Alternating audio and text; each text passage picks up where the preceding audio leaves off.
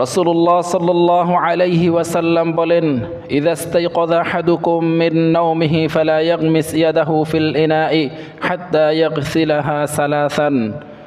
রাসূল সাল্লাল্লাহু আলাইহি ওয়াসাল্লাম বলেছেন, তোমরা যখনই ঘুম থেকে উঠবে তখনই তোমরা কোনো পানি পাত্রের মধ্যে তোমাদের হাতকে প্রবেশ করাবে না, হাত্তা ইয়াগসিলাহা সালাসান, যতক্ষণ না তোমাদের হাতকে 3 বার ধৌত না করবে।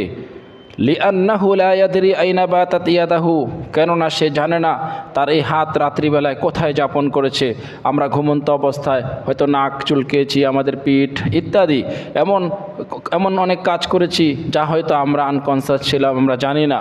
সকালে যদি উঠেই আমি পানি পাত্রের মধ্যে হাতকে প্রবেশ করাই, সেই পাত্রের পানি দিয়ে যখন আমি কুলি করব, সেই পাত্র থেকে পানি যখন গ্রহণ করব, মুখে নিব, নাকে পরিষ্কার করার জন্য পানি ব্যবহার করব, তখন সেখানের মধ্যে সেই জীবাণুগুলো নখে এবং হাতের মধ্যে লেগে থাকা সেই জীবাণুগুলো, ভাইরাসগুলো আমাদের দেহের মধ্যে প্রবেশ করবে।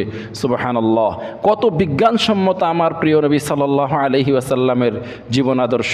আজ পর্যন্ত পৃথিবীর কোনো বিজ্ঞানী গবেষণা করে প্রিয় নবী সাল্লাল্লাহু আলাইহি ওয়াসাল্লামের একটা কাজকেও বিজ্ঞান বহির্ভূত বা বিজ্ঞানের সাথে সাংঘর্ষিক এমন প্রমাণ করতে পারেনি। বরং পৃথিবীর সকল বিজ্ঞানে বিস্মিত হয়ে যায়।